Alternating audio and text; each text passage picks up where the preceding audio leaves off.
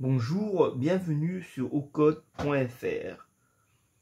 Dans cette vidéo, nous allons connecter un lecteur RFID sur une carte Wii-O. Donc, la carte de lecteur RFID se présente ainsi. Elle est facilement trouvable sur Internet, sur des sites comme cubi.fr. Donc le principe est simple, vous avez la carte, vous avez la carte de lecteur, puis vous avez aussi le badge. Il suffira donc de passer le badge sur le lecteur et nous verrons un numéro UID. Lors de la présentation de la carte Wii-O, cette carte-là, nous allons transmettre les informations à travers le Wi-Fi qui tombera sur, par exemple, un serveur Node.js. La première chose à faire, c'est de brancher les pattes, de les souder pour qu'ils puissent être connectés à travers le hard de notre Wii-O. Ici, là, j'ai branché le SDA SCK Mozy MISO, le GND, le reset et le 3,3 volts. Avant de trouver le branchement sur notre Wii-O, il faut d'abord regarder le code de la librairie RFID et des exemples qu'on peut trouver en Python. Pour le moment, les seules broches qu'on puisse connecter, c'est le 0 volt ici et le fil rouge 3,3 volts. Sur le site wiki de la Wii-O RP Miliboard, le 3,3 volts se trouve en 27 et la GND en 26. Pour utiliser notre lecteur RFID avec Internet, recherchons sur GitHub de Kevin McHaller, puis dans Pico RFID. Prenons MFRC 522.py. On clique sur Raw. Je fais un CTRL A. Et je vais faire un copier-coller. Je vais coller ce code sur notre carte Wii-O. J'ouvre Tony Python et je vais créer un fichier vide. Donc, édition collée. Donc là, je colle le code source du lecteur qui va permettre de driver le lecteur RFID. Fichier enregistré sous. Je choisis Raspberry Pi Pico et je vais mettre le nom exact du fichier.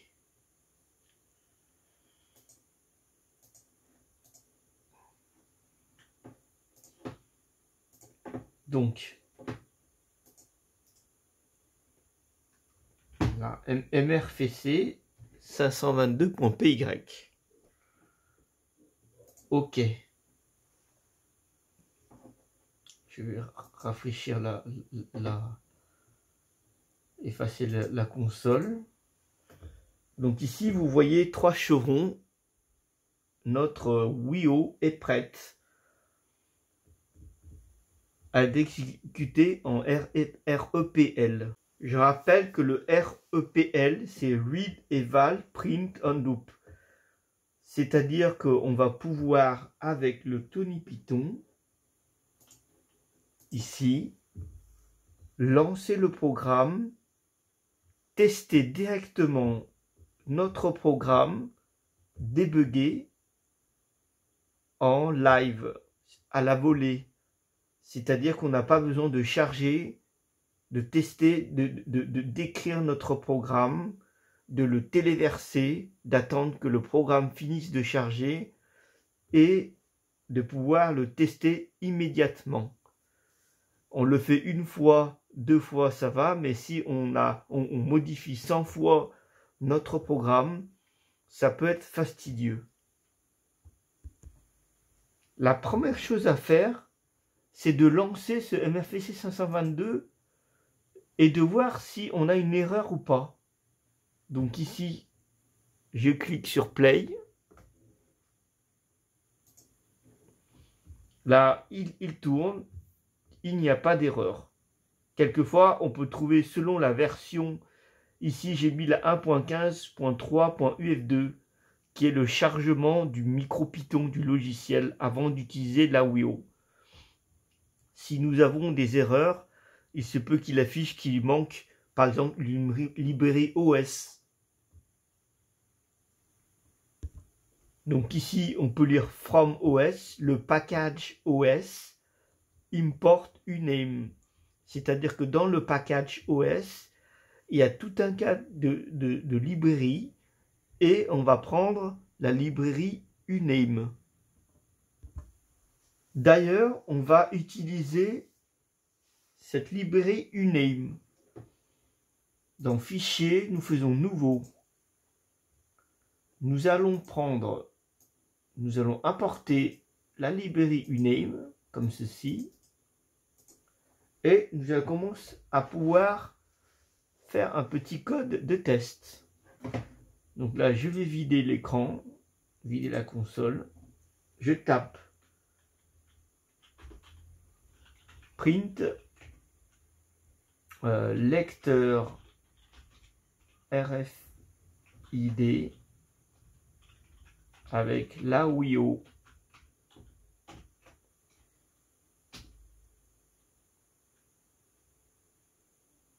sur ocode.fr. Donc la print uname, voilà, print uname. Je vais l'enregistrer, fichier enregistré sous le Raspberry Pi Pico et je vais mettre lire.py.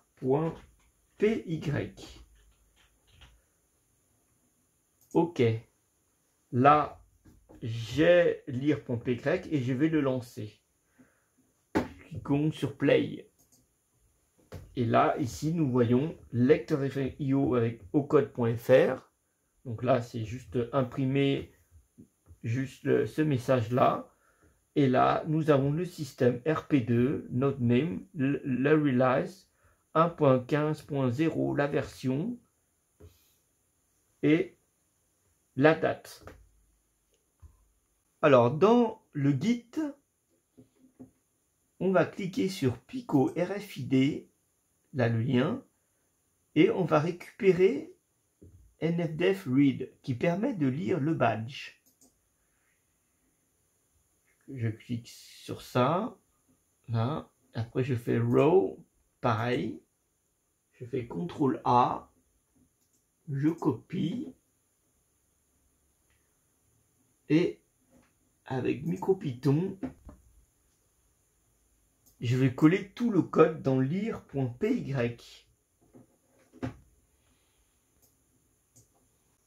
Après avoir collé le code, je vais enregistrer lire.py. Pour cela, il suffit de faire play. Donc là, ici, j'ai une invitation, place card into reader. Donc je vais placer le badge sur le lecteur. Voici le lecteur. Voici le badge. Je le place dessus. Et là, comme vous le voyez, carte detected avec le numéro. Regardons que le mode ERPL est bien efficace. Ici, à la place de place card into reader, je peux mettre traduire en français. merci de placer votre badge afin d'être envoyé au serveur. Donc là, il suffit que je fasse un play, exécuter.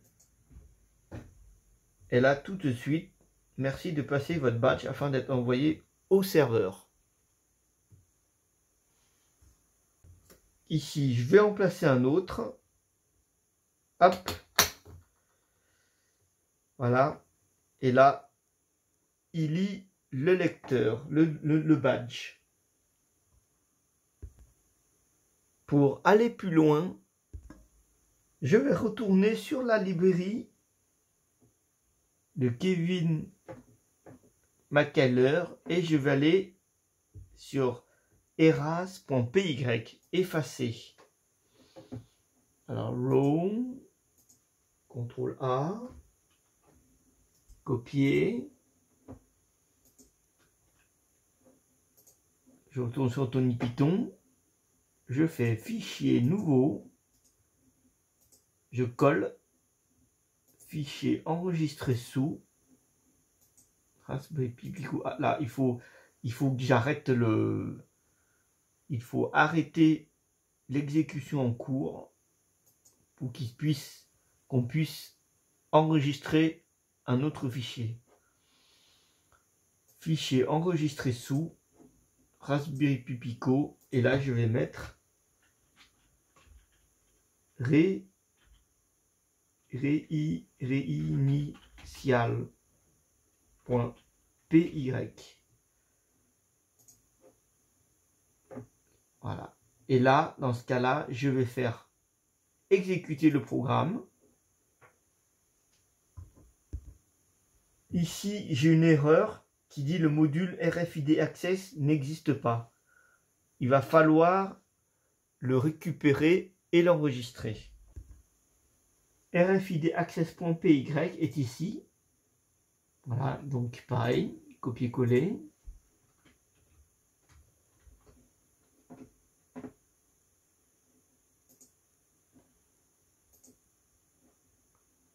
Je fais fichier nouveau. Je colle le code. Je récupère le nom RFID Access. Avec un petit contrôle copier, contrôle V.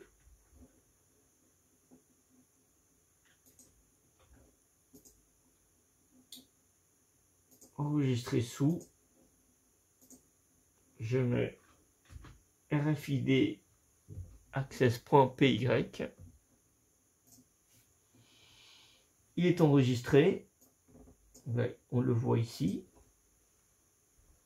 Et je recommence. Je reteste. Alors, play.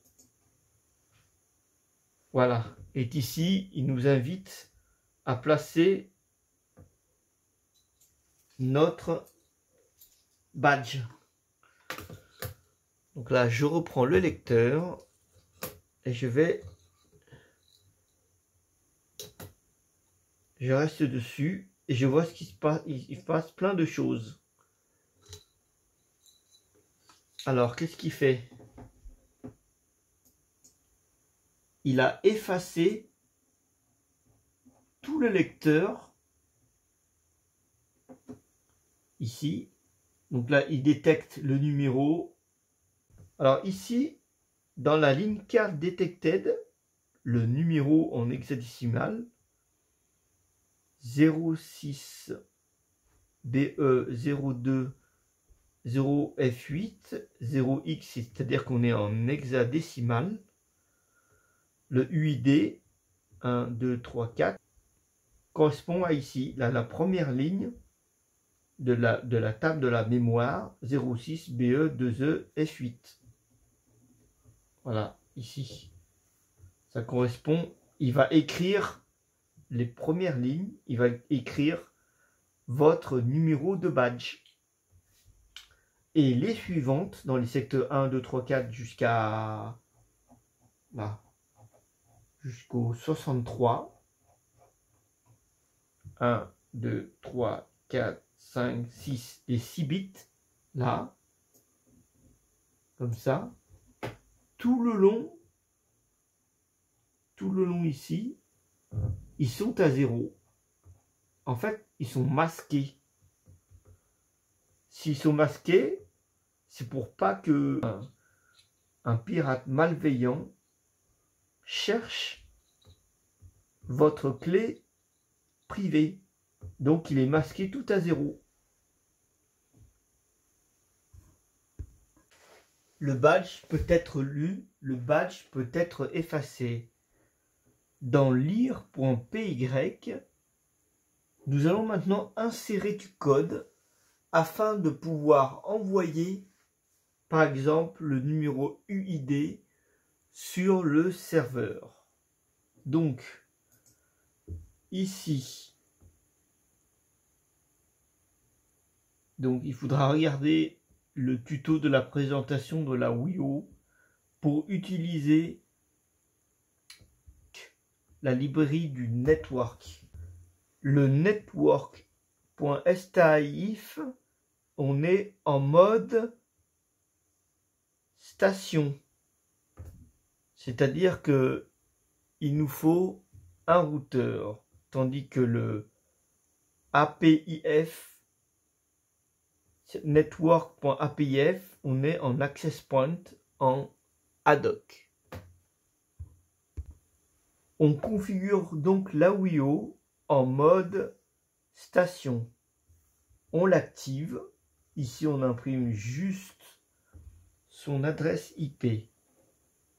Puis, ici, on va imprimer N1, l'objet N1, et ici, on va scanner la liste Wi-Fi disponible autour de la WiiO. Puis, avec N1.connect, on donne le nom du réseau et le mot de passe en WPSK. Puis, on se connecte. Là, on affiche un tableau, le numéro IP, la gateway, le NSMAC, l'adresse MAC et le SSIDR. Et on affiche la configuration de la WiiO. Puis on crée le socket. ADDR, c'est l'adresse qu'on veut se connecter. Ici, j'ai un serveur Node.js par exemple, qui est en 192.168.1.46 et je me connecte sur le port 8000. Donc on se connecte à cette adresse. J'affiche juste sur la console comme quoi j'envoie le nom de l'utilisateur UID en hexadécimal. Et puis j'envoie cette liste, une liste d'hexadécimal sous forme de string. Nous allons maintenant tester la réception du serveur Node.js par la carte WiiO. Password, j'ai mis pi. Donc là, c'est mon serveur. Je vais lancer cette commande qui va écouter le port 8000. Donc ici, je lance lire.py. Ici, sur mon serveur, je lance la commande pour écouter le port 8000. Ici, il faut que je présente mon badge RFID.